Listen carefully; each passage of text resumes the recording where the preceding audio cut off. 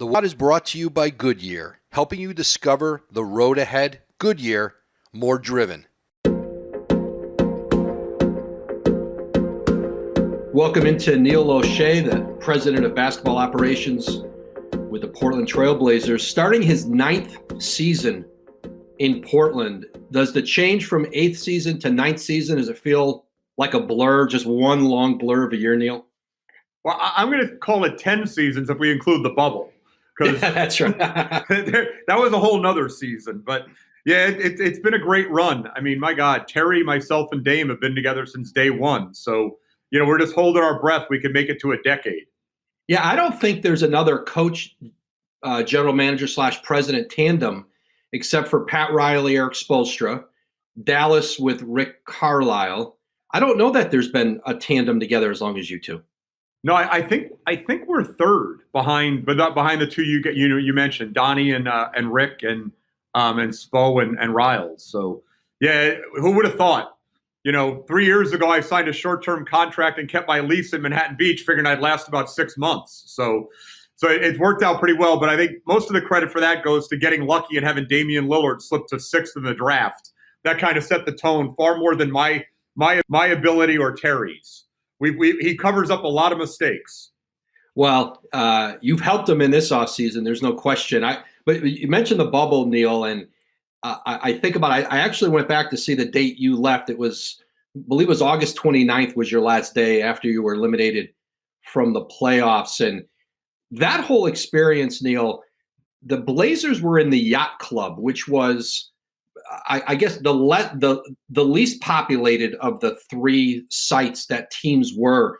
How was life different with fewer teams over there? And then especially once teams were eliminated, it was the lower, I guess, considered the lower seeds. And then once teams went home after you got in the play-in and got in the playoffs, how was that different, do you think, from the experience of other teams that were all kind of jammed together in a couple of the bigger hotels? Well, pretty unique. Initially there were 6 of us, at the Yacht Club. And it was great. There was a communal aspect to it, right? We were because we were farther away from everybody else. We were kind of isolated on our property. There weren't a lot of communal areas other than watching Bill Branch and Monty Williams catch bass out of the man-made lake every afternoon.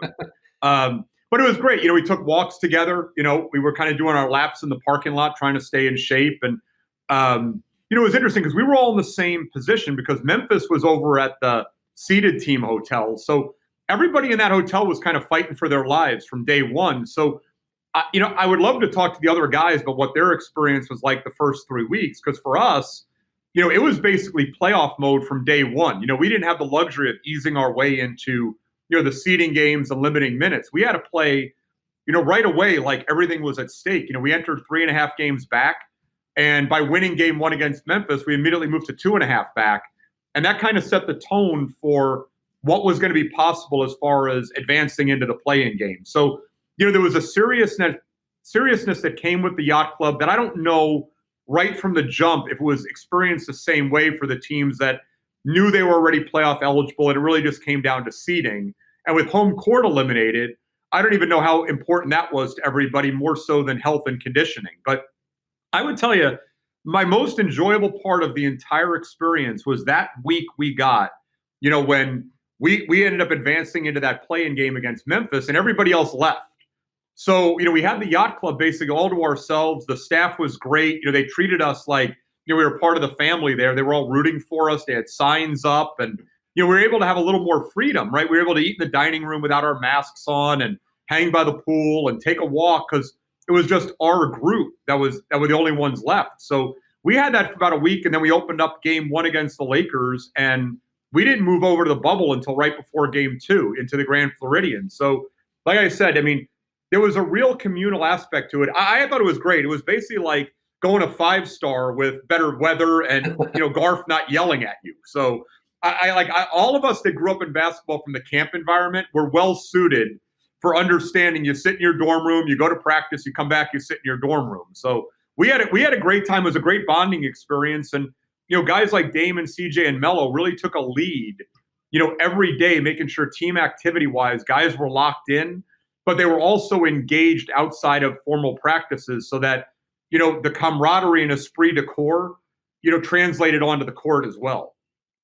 Did you feel that one of the pivotal moments in the bubble for your team was the seeding game loss to the Clippers when Dame missed those couple free throws late and the Clipper bench started to act up about it? And because from that moment on, Dame became, listen, it's been a mark of his career to find something to grab onto and then use it to propel himself, his team. It felt like that was the moment for the Blazers in the bubble.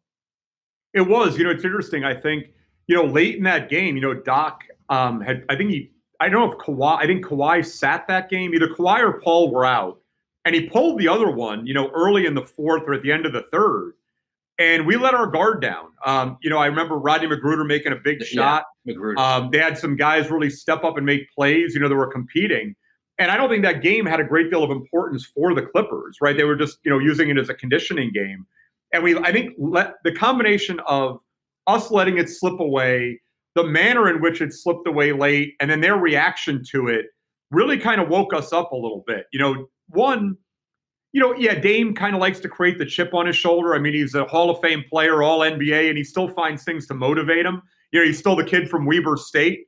But I think it also woke us up to the fact that just how vulnerable we were to lapses, and if you look, we closed out a lot of games late. We were in a lot of one possession, two possession games the rest of the way where we came out on the winning end. And I think keeping guys locked in, when we let that one go, Carmelo, Dame, CJ put everybody on notice that we weren't going to give up 5-6 weeks of our lives to go down there and make it an almost. So you're right. I mean, that was a seminal moment for us in the bubble. And it really did propel us to a lot of close victories. And it locked guys into understanding that without crowds, without all the extraneous things that kind of indicate where a game is at in the late stages, we needed to kind of stay locked in and finish games off. Where you are right now, Neil, kind of right on the cusp of starting camp and being able to have everybody on the floor, and guys are going through the protocols and they're coming in and teams are having positive tests just like they did prior to the bubble. Does it feel like you are where you were in July coming back, except this time you're not going to a bubble? You're going to play this in the real world. Does this time right now feel like that walk up to before you went to Orlando? I think there's probably more of a sense of urgency now, even than there was then, because we knew we had a cushion with the bubble, right? I mean, even if guys tested positive when they returned to market, there was a window where not only could they enter the bubble late if they needed to, but we had 3 weeks between our arrival and our first game. Now we don't really have that, right? If guys test positive, you're looking at probably being away from the team for 10 days. They've got to pass some cardiac testing when they come back. They're going to be deconditioned because they can't work out. So, and we're really only a couple of weeks away from opening night. So I think there's much more urgency right now. And, we have new players, right? I mean, I think, when we went to the bubble, there was a lot more roster continuity. So at least you knew you could pick up where you left off in terms of your rotation, your role, your approach on the offensive and defensive side of the ball. And, now we've got 5 new players. So we're trying to integrate, 5 rotation caliber players into our team in the COVID era, where guys to date have only been able to go 1-on-0. So we don't even know what we have yet, Woj, until we get to Sunday when we can get up and down the floor a little bit, more from a timing, fluidity, chemistry standpoint, not to mention the conditioning. I mean, look, we can all work out 1-on-0, but until you start getting up and down the floor in contact, nobody really knows where their body and their physicality is at. So I would say there's probably more urgency right now to make sure we get off to a good start and we do everything in our power to adhere to the protocols, because we are more vulnerable than we were. When we got to the bubble, I mean, the league is absolutely the standard bearer for what you need to do in a controlled environment to eliminate cases and virus contracts. And, we went through that and we had no virus issues. Everybody felt comfortable, and it allowed everybody the freedom to just focus on doing their job. Now you've got this constant paranoia of waiting for that report every morning to know Are you going to have a full complement of players? And it's not as simple as a guy just staying in his room for a couple of days. You're talking about maybe losing a critical player for a couple of weeks through no fault of their own in a lot of cases, just because of community exposure. Do you find yourself right now preparing for a chaotic season because of travel, going on the road? And like you said, you can be a careful, whether it's a coach or somebody on your staff or a player, you can be careful and go to the grocery store or come in contact with a family member who doesn't, who got it at the grocery store, whatever it is. That chaos is probably going to be part of this season. Yeah, I think the league would like to use the term fluidity, but chaos might be more accurate in terms of, look, we all want consistency, right? I mean, you want to know who's on your active list, who's on your inactive list. Coaches want to know who their starters are, who's in their rotation. Players thrive in environments with consistency, right? It's one of the things we've prided ourselves on, is that the core of our team really hasn't changed much. It's really been more in the margins. And I think players want to know where their minutes are coming from, who they're sharing the floor with, what their role is subject to who they're on the court with and at what point in the game. And I think everybody's going to have to just be a lot more adaptable. I think the big transition in the bubble was just playing without fans, right? And playing in a controlled environment with virtual fans and not a lot of crowd noise. But at the end of the day, the only variable there we really cared about was you had a hoop, you had a ball, and you had two hoops, a ball, and a bunch of players, and they went out and played their tails off. Now there are going to be things far outside the control of organizations and team members and players that are going to affect what happens when you get on the floor. And guys are going to have to be adaptable and understand that on a given night, they may not be sharing the floor with the guys they're used to sharing the floor with. And I think coaches are going to have to be willing to adapt as well, Woj, that there are certain ways you can play when you've got your full complement of players, and other ways you're going to have to adapt when, guys are out because of contact tracing or COVID, or, even the soft tissue injuries we're going to face because of the fatigue-based issues based on travel and lack of practice time. In this entire episode from March 11th through now, the importance of leadership in an organization, in your locker room, the continuity you've had in the front office, head coaching, and you talked about it in the bubble with Dame Lillard, CJ McCollum, and then bringing in Carmelo Anthony, who carries a stature. My sense was he walked in and helped to share that leadership burden with, I think, Dame and CJ, who had to carry a bulk of it for so long just because of the way players look up to Melo. Has that had greater value in this last, 9-10 months? Yeah, it's incalculable what Melo does here in our organization, well beyond the fact that, he had a big-time year. He averaged 15 and 6 and clearly made game-winning shots and big shots down the stretch in what were playoff-style games in the bubble. But, the gravitas that Carmelo has, I was very lucky when I was at the Clippers, Woj. My last year there, we were able to claim Chauncey off amnesty.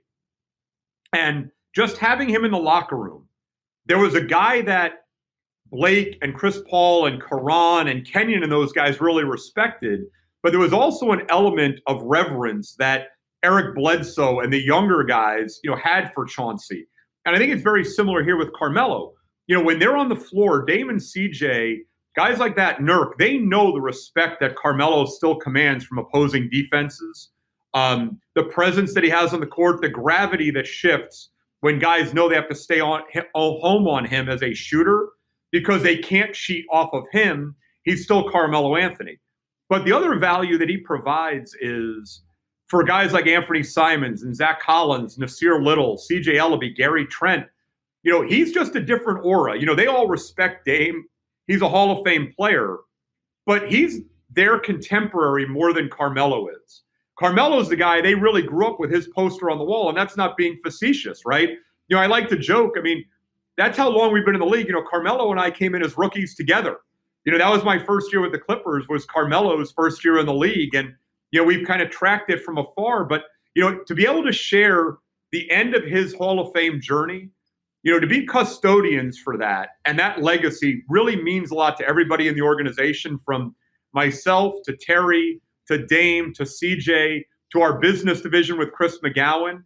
And I think one of the reasons Melo was willing to come back was because he is still treated like the Carmelo Anthony in his prime when it comes to accommodations, when it comes to being involved in organizational decisions and conversations that impact what we're doing in our direction. And I think that respect factor led to him really feeling like no different than when it was Chauncey with Chris Paul and Blake, even though he was a different point in his career, that Chauncey is still a member of that kind of triangle that we rely on a daily basis to take a leadership role on and off the court, along with Dame and CJ. Hey guys, this is your last chance to give a great holiday gift. But time is ticking. Luckily for you, Dell has amazing savings on XPS and Alienware computers with Intel Core processors. There are also deals on an incredible selection of the best electronics brands like Samsung, all with free shipping on everything. If you get moving today, you can get great gifts under the tree in time. Just call 800-BUY-DELL. That's 800-BUYDELL. That's 800-BUY-DELL. Hey guys, last week is in the books. Now it's time to review the tape and prepare for this week. There is no better place to get in on all of the action than with DraftKings, official daily fantasy partner of the NFL. To add to this week's excitement, DraftKings has a free shot at millions of dollars in total prizes up for grabs. If you haven't tried DraftKings yet, head to the App Store now because you don't want to miss this. Draft your lineup and feel the sweat like never before. Every run, pass, and catch means more with DraftKings. It's simple. Just pick your lineup, stay under the salary cap, and see how your team stacks up against the competition.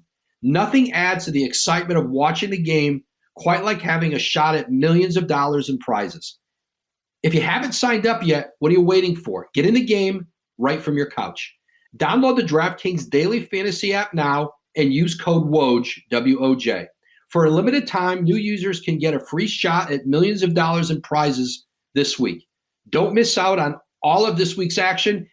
Enter code WOJ to get a free shot at millions of dollars in prizes with your first deposit. That's code WOJ, W-O-J, only at DraftKings. Make it rain. Minimum $5 deposit required. Eligibility restrictions apply. See DraftKings.com for details. You talk about that roster you had in the bubble and how well Carmelo played there, and you got your size back in the bubble. You got, Nurkic was back and Zach Collins was back until, obviously he got hurt at the tail end and he's still on his road back now. You bring Enes Kanter back in this offseason. But what was pretty glaring, obviously, there, and Trevor Ariza, when he opted out, certainly left you vulnerable at the wing. But Rodney Hood comes back now. And then the two deals, the one trade and one free agent signing, Robert Covington, the trade from Houston, and then Derek Jones is at your mid-level coming from Miami. It's funny, when you think of that team in the bubble, you knew you just had to outscore people, and you were going to have trouble defending the wings. And now you look at your board, Neil, and you'll start to see them out on the court. Do you see a team that's maybe more balanced and has the ability to guard, especially those great wings that you have to be able to do, especially in the Western Conference? Well, that was the offseason focus. You're right. When we got to the bubble, we lost our best wing defender in Trevor. We really did. We had to outscore people. And, it's why we were in too many close games. We didn't get enough stops down the stretch. And it's why, we ended up getting exposed in the playoffs. We started up 1-0 on the Lakers, and, it was 1-1, and we were up 4 at the half in game 3. We just couldn't get enough stops. They got stops. They were able to do a better job defensively on our guys than we were on theirs. And it exposed us a little bit. And some of it was injury, Woj, right? We didn't have Nurk for most of the year. We didn't have Zach Collins. But look, it was my job, and I take responsibility for the fact that, I needed to make personnel additions that were going to be high-level, impactful defenders and prioritizing, flexibility on the wing, guys that could guard multiple positions, guys that could switch, guys with length, guys with toughness. We needed to do a better job of closing out possessions. When we got stops last year, we just weren't rebounding the ball at a high enough rate on the defensive glass. And that really hurt us too, because there were times on the initial possession we were able to get a stop or force a difficult shot, and we were giving up second chance points. So, I think one of the things we're really pleased with is we went into this offseason we were a top 3 offense, but we were a bottom 3 defense. And my challenge was, how do we balance that out? How do we gravitate closer to league average as a defensive team without sacrificing the elite offense we've become accustomed to? And I think we're able to do that because we did get multiple two-way players, right? Guys that can score and defend. We're going to be much better defensively. We're going to be harder to play against. I think strategically we'll be more disruptive. We'll be able to get more deflections, turn people over, resulting in easier points. And I think one of the things we're really pleased with is the 3 main additions in Robert, Derek, and Ennis all come from incredibly well-coached, well-run programs. And so their tradition into our culture is going to be fairly seamless because they're the kind of model franchise we look to, to judge ourselves against. So you had 3 elite coaches and elite organizations that develop those players, and we get them kind of coming in with an understanding of what it takes from a responsibility standpoint on both sides of the ball to win big games and win advance in playoff series. And is that especially important when, traditionally, you have like September and guys come in and play pickup and get to know each other and go to dinner and spend time and start building relationships with new players and then into training camp. Another one of your peers said to me the other day as they were bringing in their free agents and new players, he said, what's really hard is you can't even go to lunch with these guys and get to know the guys you just signed and brought in. We're just throwing them on the court, throwing them together and hoping that a chemistry develops and they can fit in. But you talk about the backgrounds and sort of like you said, the programs, Derek Jones coming from Miami and Robert Covington, who has moved around the league and found ways to adjust. It's not easy to get traded at the trade deadline, go in somewhere and make an impact and figure your way around a new team. I think that's underrated. He's done that. Do you think that helps the learning curve with the kind of guys you brought in? Well, I'm hoping it accelerates it because you're right. There are things that we like to do culturally. We've prided ourselves in the fact, like most teams, that guys are back right after Labor Day. They're playing pickup. They're lifting. Dame always does a great job of having people over to the house, right? Playing video games, watching a fight, just these camaraderie building vehicles that we don't have right now. And, like all of us, we loved our dining room environment, right? Guys having breakfast together. It didn't matter if you were the assistant video coordinator or a franchise player, getting to know one another. And now guys are very isolated in these little cohort groups for who they lift with, who they work out with every day. So in order to the good news is the core of it, Dame, CJ, Nurk, Terry, the coaches, the front office hasn't changed. Carmelo's back, right? Rodney Hood understands the culture. But I do think guys coming from cultures not dissimilar to ours, elite coaches that have played in meaningful games as recently as September and October, that they'll transition probably easier to understanding winning basketball every day in the practice facility and how quickly that they have to understand how we do things on the court, off the court, what people's roles are. Because, for us, Woj, the good news is we've brought guys in whose role isn't going to change. All we're expecting them to do is be who they are, who we identified in the offseason via trade or free agency, to come in and just be that version of themselves, knowing that that's what we actually need.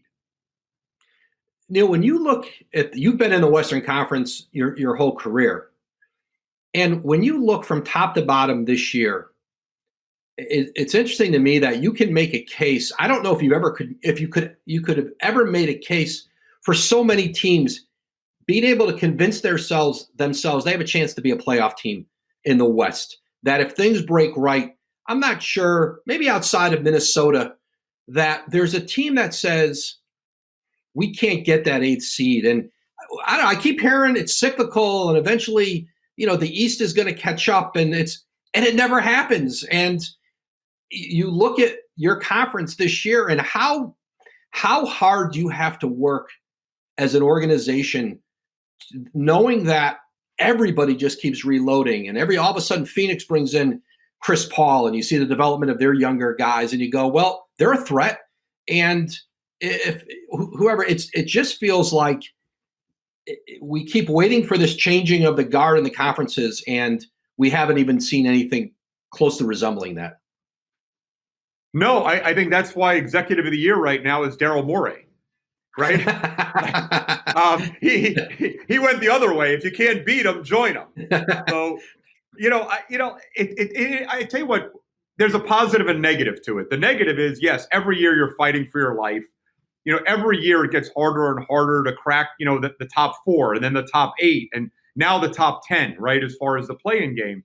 But on the other hand, it never lets you rest on your laurels and just assume you can kind of, take for granted what you've done and find a way into the playoffs. I mean, because that's everyone's benchmark, right? The first benchmark, are you a playoff team or a lottery team? So the fact that every year you're looking at like what they did in Phoenix, right, as far as driving to get better, right, and other organizations in the West that just they forced you to always continue to improve your roster. You never, because look, if you fall into the lottery, it's hard to make your way back out of it. Just ask somebody that worked for the Clippers for a decade. And I think, look, I think it makes us all better, and I think it makes everyone battle tested when you get into the playoffs and you get to the finals, right? It's a little bit like in college playing that tougher, non-conference schedule to really, to make sure your guys are ready to play big games when it comes to NCAA tournament time. But on the other hand, it is difficult because everybody is one injury away from vulnerability, right? And in this season where there are so many variables outside everyone's control when it comes to whether it's injuries or COVID-related issues, you don't have the luxury of, stepping back for a couple of weeks and going on a 4 or 5 game losing streak and think you can recover because the entire season is a gauntlet. There are no nights off in the Western Conference. And I think it's been that way for a while because even teams that maybe didn't believe they were playoff teams, you look at these rosters, they still have guys that are NBA All-Stars and Rookies of the Year. And, they're guys that on a given night, if you don't respect the game and respect their ability to beat you, you're going to get caught on a given night and give a game away that you shouldn't give away.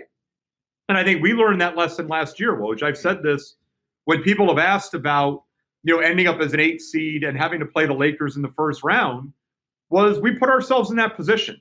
We were kind of cavalier about some games last year in our conference that we thought we could just maybe roll the ball out and go get a win, and it backfired. And those 4 or 5 losses that we absorbed in games that should have been wins is why we went into the bubble 3.5 games back with no chance at avoiding the Laker part of the bracket. We ended up as an 8 seed, and if we would have taken care of business with games that we would have thought were winnable games, instead of, maybe, losing focus a little bit and giving them away, we wouldn't have been in that situation. Neil, something I wanted to ask you about, you're on general managers. There's a lot of league calls, Zoom calls for presidents, GMs. You're having to talk to each other more than you ever have. You're on committees within the league where you talk about rules and changes and ways to advance the game. Has the pandemic in your mind and the conversations you have within the league, do you think there are changes? Has it forced the league or teams and how you can do things better? Has it forced you to examine things during this that you come out of this and say, hey, here's some things we could probably do better that maybe we wouldn't have had to deal with during the pandemic, that you're going to come out of this and say, this is a chance to look at some changes in how we do business in the league? Yeah, I think the league as a whole is always evaluating our product, right? How we get our product out to our fans, whatever vehicles we have, social media, network television, cable television, and they're always on top of that. But yeah, I think in terms of, it's an interesting thing, Woj. I guess the thing that I would say maybe comes out of the pandemic and the uncertainty is teams indexing toward established players, right? I mean, I think when you look at the number of picks that were traded and conveyed in deals, and I know we did it, we took the approach of we want more of the known right now, right? We want guys we know we can put on the floor that can help you win a game day one. We weren't playing the uncertainty game and the upside of younger players. It's why we moved out of the draft. It's why in free agency and trades, we opted for established veteran players from strong programs. So I think that's an interesting thing. I think you saw a lot of it in the second round of the draft. There were a lot of these young guys that signed 2-way contracts. And it was probably an unprecedented number of guys that committed to taking a 2-way for a year or two. to secure their position in the league and understand they have to wait their turn, because those playoff teams that had those late second round picks, mid second round picks, wanted to use minimum veteran exceptions to get guys that they know if they have an injury or an illness, they can put a guy in the game that their coach is going to trust that can maybe affect outcome more than a guy that got drafted as a one and done guy out of college. Would you imagine, Neil, that the impact of rookies, and there'll always be exceptions to it, that because of what the offseason was like, there was no summer league and there were no camps for rookies, and their workouts were based on with trainers and things that aren't necessarily comparable to what it's like to be in an NBA gym every day, that we could see a year where there are fewer rookies impacting teams, maybe especially veteran or winning teams, because of the pandemic, than in a normal walk up to a training camp for a rookie player. Yeah, and I think it extends even beyond this year's rookies, but last year's rookies, the second-year players, the guys that haven't established, because they lost Summer League too.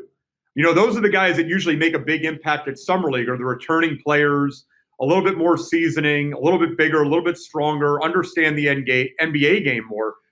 And I think right now, I think the key word is trust, right? We always get into this with coaches and veteran players. They want guys on the floor they can trust will be able to do what they need them to do to help win a game. And I think the second-year players are suffering even more. I mean, not to be glib, but there isn't a coach in this league that doesn't find a way not to play a rookie if he has the choice. But the second-year guys that have had 2 summer leagues, 2 GERD camps, right? They've had 2 Septembers, and they start building that trust with the coaching staff that they're now gravitating more toward finding reasons to play them instead of finding reasons not to play them. But I do think you're going to find a year where you're going to have a lot of minimum guys that are veteran guys getting more minutes than they would normally expect because they get a coverage, right? They're going to run a play correctly out of a timeout. They're going to know how to take care of their bodies on the road. They're not going to be as vulnerable to the fatigue, that the younger guys get into. And in defense of the rookies, at least the second-year guys were in the bubble, or they were in the mini bubbles after the bubble for the teams that didn't go to Orlando. The rookies haven't done anything. Our coaches don't even know who they are. A lot of teams, us among them, didn't travel to do draft interviews in person because of health and safety issues that we had. We just weren't comfortable doing it. So we only saw guys within driving distance.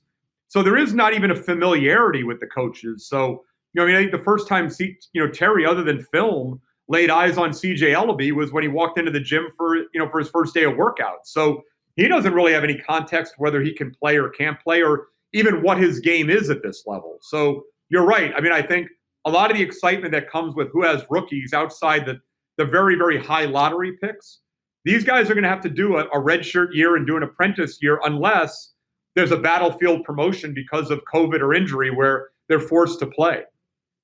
No, it's great. Neil, I appreciate you taking the time out. Good luck with the start of camp here, and stay healthy. Thanks for having me on. Thanks for listening to this episode of the Woj Pod. A big thank you to our guest today, Portland Trail Blazers President of Basketball Operations, Neil Olshey. Be sure to listen to new and archived episodes of the Woj Pod wherever you get your podcasts, and be sure to listen also to our other NBA podcasts, The Low Post with Zach Lowe and The Hoop Collective with Brian Windhurst. We'll catch you next time.